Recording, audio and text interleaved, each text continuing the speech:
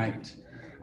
So welcome everybody. My name is Sam Slagle. So I lead the customer success team and the product team here at Extempore. So today's session will be covering exams and security on Extempore. So as I get started here, I am going to share the link to this article on the right-hand side. So it's just right to our help center, and this kind of lists all the different features on the platform related to what we'll be covering here for security and exams. So just something that everyone can save and come back to. Let me find the chat here. Here we go. Okay. Right. So what I'm going to do first is we're just going to kind of go through this document on the right-hand side. While doing so, I have Extempore open on the left. So I'll kind of touch on what each one of these are inside of the product, so you can kind of see a visual and then what that means. So let me just add a new assignment to get to the assignment page. And then coming over to this document on the right, so even some of the more basic features, which you see here for start date and due date, the way we have built them on Extempore, it does have some intentional kind of protection around it in terms of how you're proctoring this assessment for students. So the start date or start time, that relates to when this is available to students. So they cannot access any information or see the questions or content until that date and time hits. So you're basically proctoring asynchronously. Now the due date, there's two ways that can function. So by default, the due date just relates to when the assignment is considered late for students. So they can access and complete outside of the due date, but then it will be labeled in red as late so that you can handle the grades accordingly. Down below on this document, there is an account preference that was added earlier this year. If you do not want to be accepting late work or not wanting students to access the information after the due date, then that would be one of the preferences that I will touch on when we get to that section. Next would be publishing grades manually. So that is located in the show all parameters section where it says students will see their grades. So the default is immediate while you're grading, which means each individual question you grade and provide feedback to, that's made available for the student to review right away. Now, same thing if a student responds and I guess if a student responds, you haven't provided grades or feedback yet, that also gives them the ability to go in and review the response, which if it is more of a high stakes exam, most teachers do not want the student to be able to review until you're ready. So that is what publishing grades manually does, gives you that control to publish whenever you do want students to be able to review grades and the feedback. So next on the list here, randomizing questions. That was also added earlier this year. So with that, you might have 10 questions in the assessment, and then you want them to display in a random order for students. So once we get to this student view, you'll see a better visual of what that looks like for students compared to just laying out the assessment in the correct order.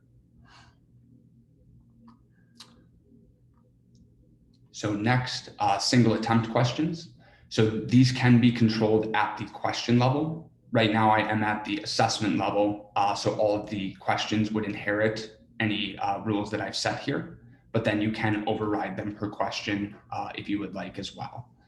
So at the bottom for allowing the re-record, that relates to single attempt.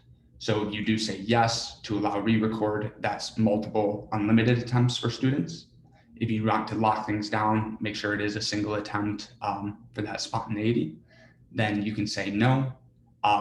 The expectation then is it's a single attempt, but also note if there's video or audio for the prompt, single attempt also implies that it is just a single listen as well.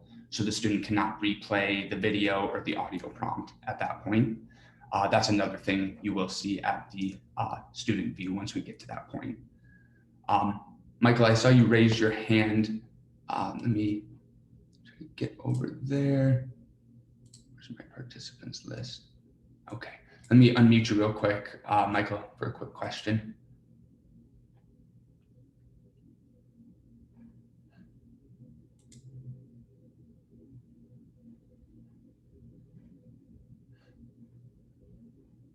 I unmuted you, Michael. I'm not sure.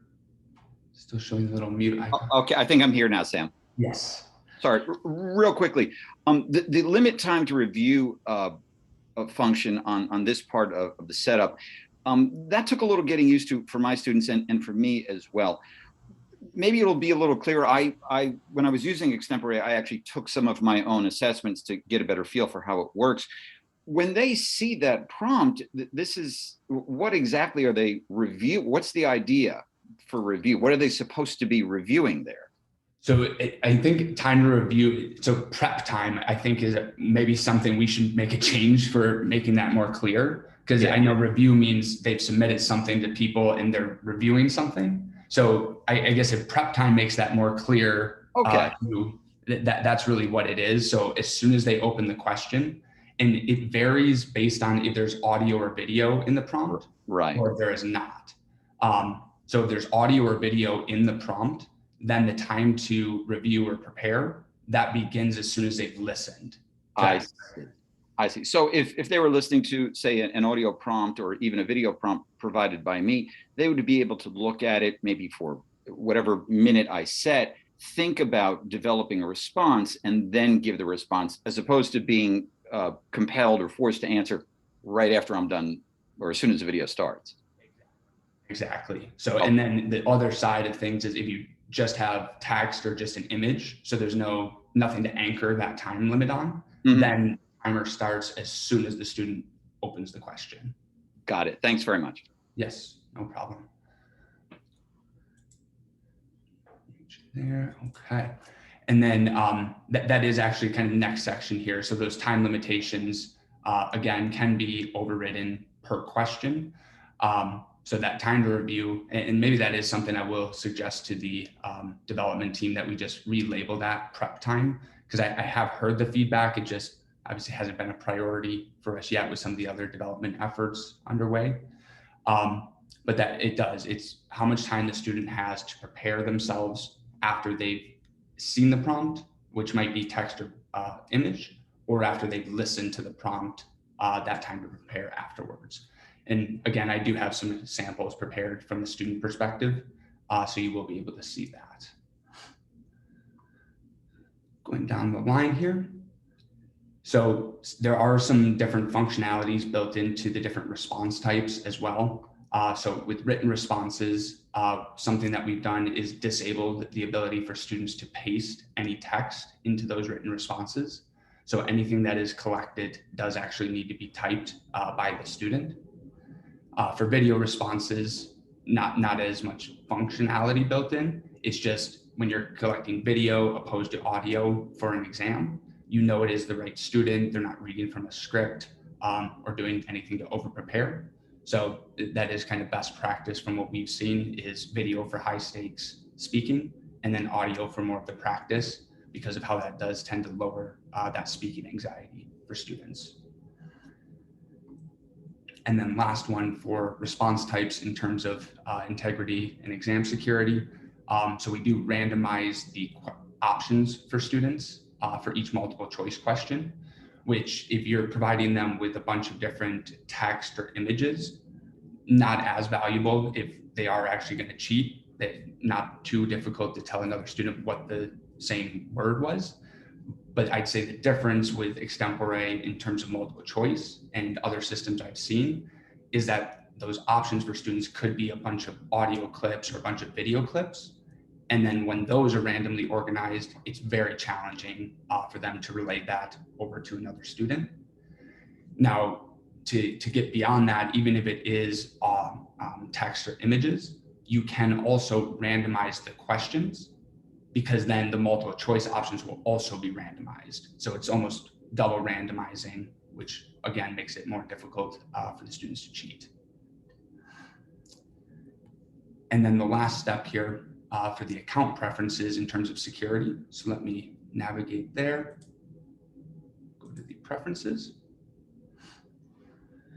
So safe mode, that's really, it's a single feature in terms of a button that you're selecting, but it does do quite a few things here. So let me just open up that article here. So what safe mode is doing once enabled is it's preventing students from being able to download any of the audio or video files from the assignment. It's also preventing them from being able to copy and paste any of the text from your question prompt. So I mentioned earlier that students can never paste text into written responses, but if you do have safe mode disabled, they could potentially copy the text from your question to then open up Google Translate and look it up. So there are some use cases though, where you might want to provide students with a link that you would like them to copy paste, then of course you don't want safe mode enabled. So that's kind of the reason for having one or the other there. Below that, hide features or future assignments. I did not bold this one because it doesn't mean too much to most. The reason why we did implement this is because we heard from a teacher that a student found a way to change the time zone on their device, which then allowed them to access something in the future that they should not have been able to access. Now they got caught right away because they submitted before it was even available to the rest of the class, but just another little safeguard that we did build in there. And then also when safe mode is enabled, the students are not able to review their submissions, whether you have grades publishing manually or grades publishing automatically. There has to be some type of grade or feedback provided in order for that review to begin for the student. And then the last thing that safe mode is doing when it's enabled is the student navigation warnings. So I would compare this, it's most similar to like a lockdown browser in your world. I guess the difference is that it's not necessarily blocking the student from opening the new tab, but it is providing them with a warning message when they do navigate back. And it's also providing a count based on how many times they've left the question when you're inside of the grading tab, so that you just have a little insight on how many times they left during that attempt.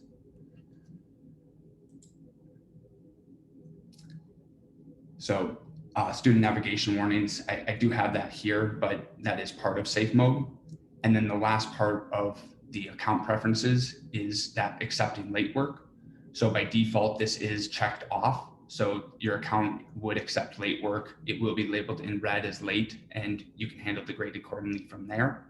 But if you do not want students to access any of the content or be able to submit after the due date, then you would just uncheck this box, and then no late work will be accepted. So now that we've kind of gone through that, let me open up the student portal. And then I have just two different classes to sample set up. So first we'll just go in and respond to this one with safe mode disabled, and we are accepting late work. And then I'll enable safe mode from the instructor account, and we'll go into the second one to show the difference there. So we'll open this up. Now safe mode is not enabled, and we are accepting late work. So in this case, a student can tab over to past due, they can click in, they can come in and respond to this question. I did not include any contents for that sample. Now they can also come into future, they can see that something's upcoming, they have no ability to click in or access that. So what we'll do now is we'll come into active, and then I have my written responses, and grades are set to publish immediately for this one. So after I respond, we should be able to review immediately, even without grades or feedback being provided. So we'll come into number one, use this text to show how copy paste. Okay, so right now safe mode is not enabled. So I could potentially copy that, let's open a new tab, I can paste that here. Okay.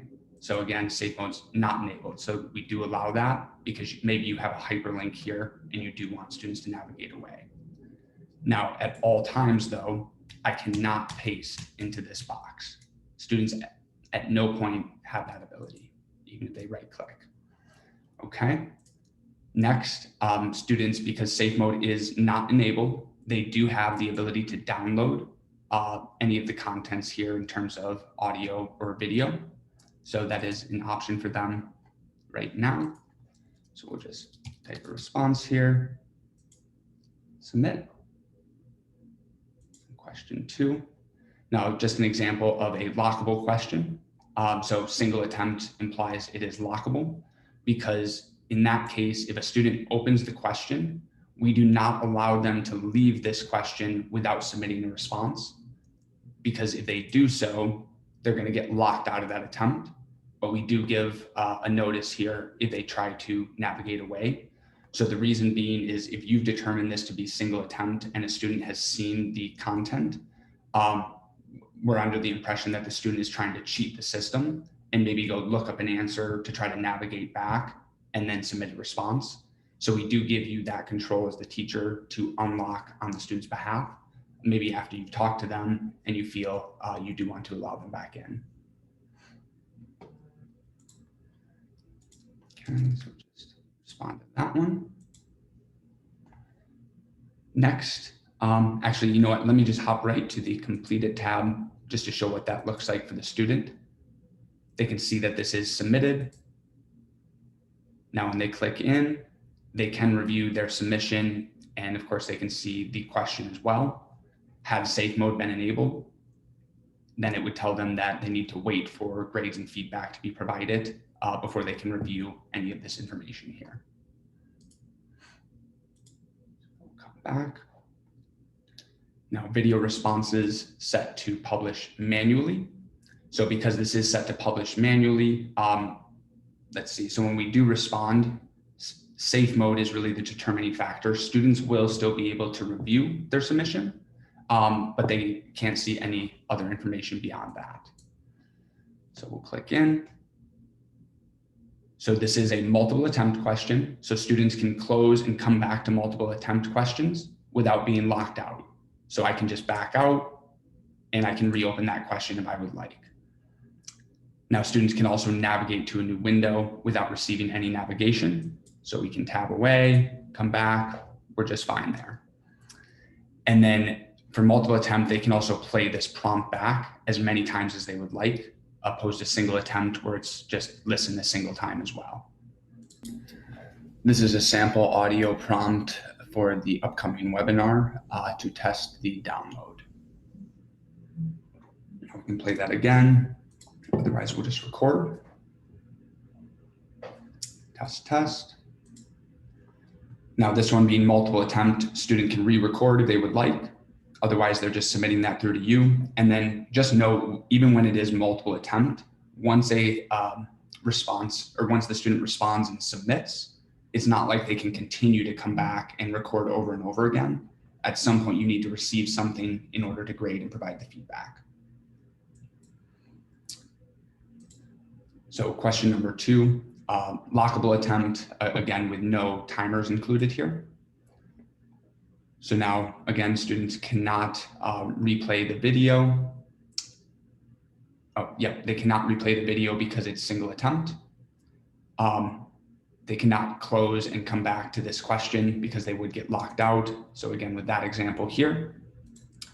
And then once I do enable safe mode, then I will navigate away to show what that warning looks like. But let's just play the prompt and you'll notice how all the controls get disabled. So I cannot pause, rewind, or repeat this. This is a sample audio recording to show how the audio prompt cannot be repeated. Untimed single attempt. That should have, let's go check.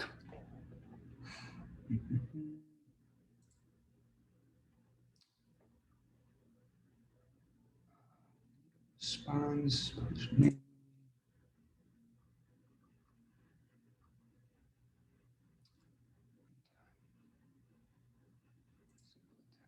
make sure I actually,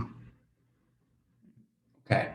I'm gonna have to check that out. I might have just encountered a bug with the setup on that one.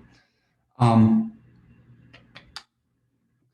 will have to test that out. It's definitely, that's how it's supposed to be working here, is when it is single attempt, this should be disabled. So I'll have to see what happened there.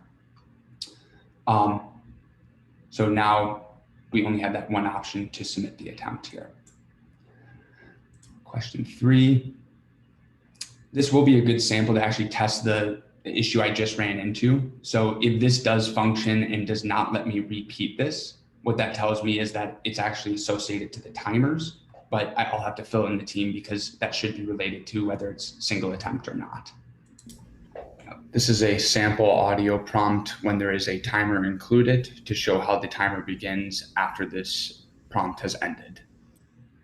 Okay, so my theory was correct there. So it looks like this does get disabled based on the timers rather than determining single attempt. But again, I will relay that to the development team. I'll make sure that gets addressed because that wouldn't make sense to associate that to the timers.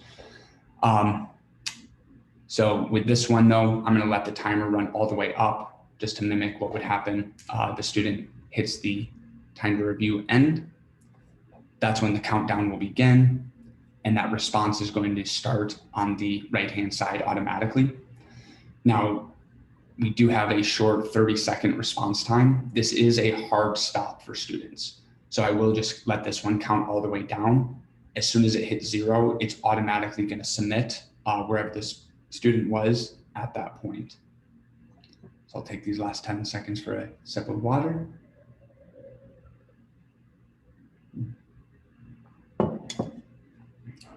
And there we go.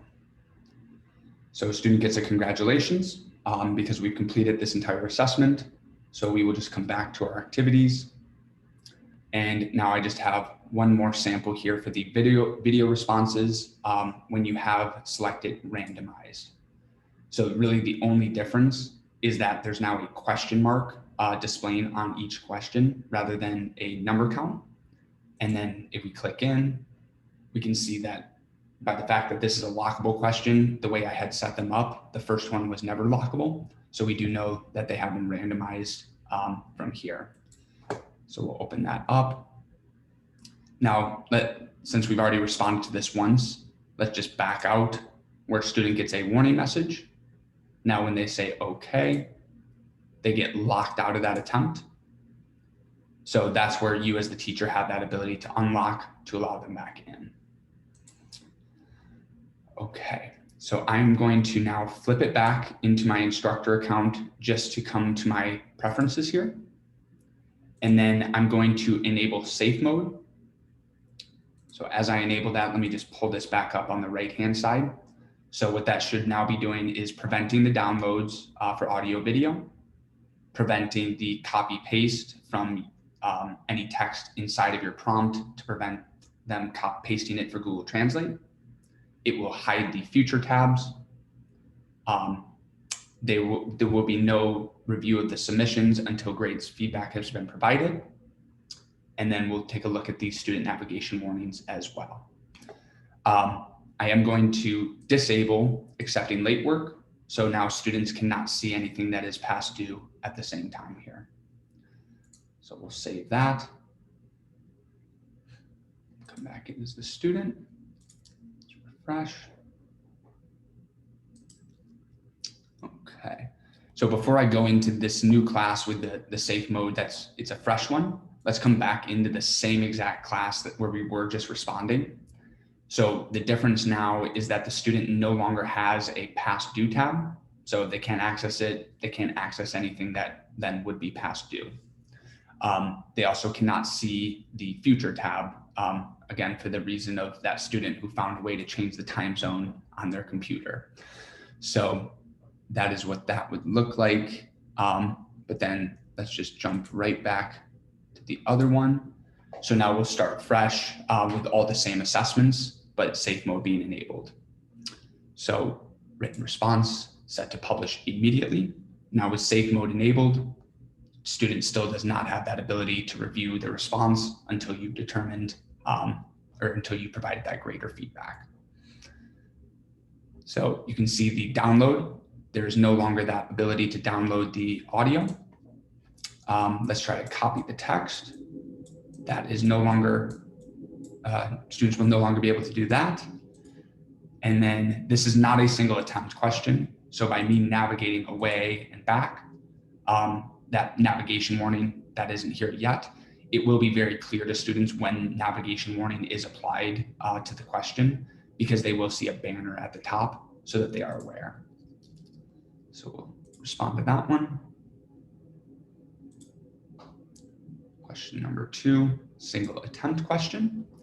So now that this is a single attempt question and safe mode is enabled, now the students see, attention, your teacher will be notified for each time you click away from this page or open a new tab. So one example, maybe a student has something similar to my setup and they're trying to read or cheat over here. Now, when they click away, it gives them that warning that they just left the page. So they have to say, I understand, and continue. And now let's say they do open a new tab. Once they come back, they do see that warning again. So when you are grading this assignment, you will see that this student navigated away from the page a total of 2 times during this question.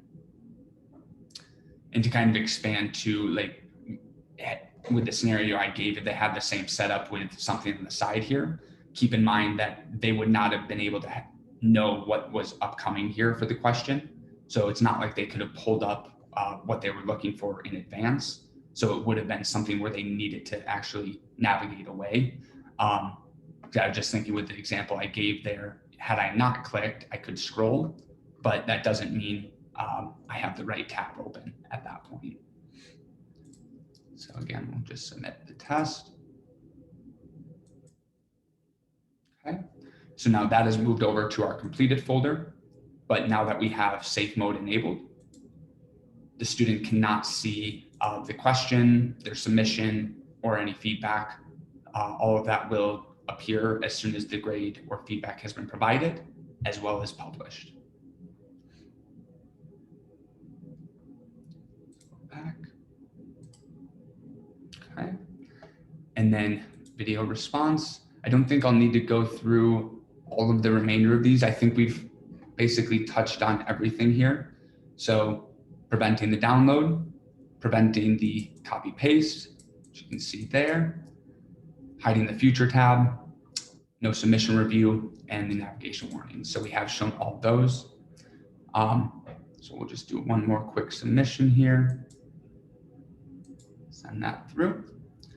And then let me just touch on what that would look like in the grading tab when those student navigation warnings start to appear. So we'll come in here for safe mode. I do have my screen a little condensed here, so I've got to slide over. Let's just expand. Okay, there we go. So for this student, we can see here that they received 2 navigation warnings. So you know how many times they left the tab.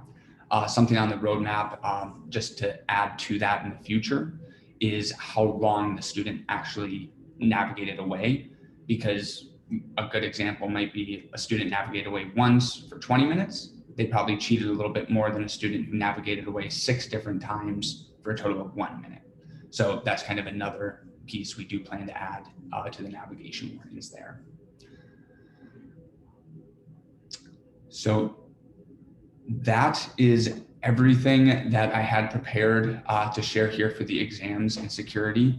I did share the link to the help article in the chat at the beginning. So you can always come back to that. Everything is hyperlinked out here as well to all the different features. So just a good resource there. Otherwise, please don't forget to leave feedback for the session on Sketch. Tweet with Extempore APD to win prizes, and then come see us next week for a workshop on the tasks. And I do have some more time, so if there are any other questions, feel free to ask those. Happy to share some other things as well. So Catherine, so when you've done single attempts, sometimes the students are prompted to allow microphone and or camera. Then it will lock them out of the assessment and I have to reset it. Is there a way to tell if their account remembers the setting? So the way that Extempore reads the camera microphone, it's all just browser cache. So once they have approved that, they should never be prompted again to reapprove the video audio unless either they're clearing their cache or potentially a school admin or district admin. I know sometimes they do have control to do that, on the student's behalf. However, with that being said, even if they are being prompted to allow their microphone or camera, that is not an action that would lock them out of a question. So, because by them being prompted at most, they might see the student navigation warning that assumes they left the tab, but at no point is it locking them out unless they actually leave that question altogether. And I do like to test things. So let's do a quick sample on that here. So I have my student video response. I'm scared to turn off my, okay, you know what? I'm going to test that later. I'm scared to turn off my camera with Zoom and all these other things functioning there. But Catherine, I'd be happy to discuss that on the side with you a little bit more, because something sounds a little weird there. If students are saying they're locked out because it's asking for camera and microphone access, that just, it's not possible. That's at no point could that happen. So they very well could be prompted for camera access, but then it's just about accepting. I guess my one question would be if they're refreshing the page after they're being prompted for that too. I see some more questions. So last thing for you, Catherine, just a tip for students, especially if it's the same students running into that issue, just have them do a camera microphone check before they start the assessment, because that will ensure that they have verified camera microphone access. And if they can hear and see everything here, they know for sure it's going to be working on the actual assessment. Sorry to keep going on this one. Another tip as well, now that we do have the ability to adjust the limitations per question, is have the first question of the assessment be untimed, multiple attempt, and maybe just have that be the sample extempore, test your camera, microphone, make sure you hear everything before you move to that next question. So that could be another good solution there. Let's see, I'm gonna open the chat. Oh, just a bunch of thank yous. Okay, I like to see that. Great, this was the first session on this kind of topic, so I do hope it was informative. And I mean, as an assessment solution, we do pride ourselves on making sure we do help avoid students' ability to cheat at all possible. So if you find a new way that students are finding, please let us know, and we'll keep you in the loop on other features and enhancements related to this as well.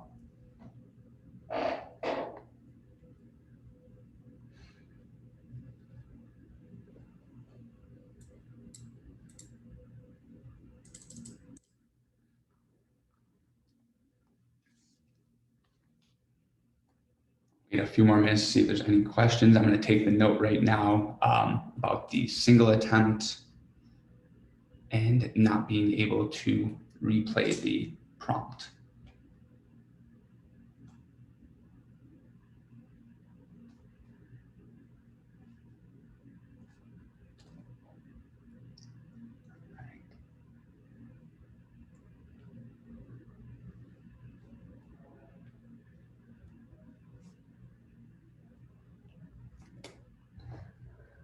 Okay. Does not look like there are any other questions. So I will end it here. The recording will be emailed out to everybody as well. And then since I was encouraged many times from the team to make sure I share this at the end, one last reminder to leave the feedback, send out a tweet, and come see us next week. Thank you, everybody.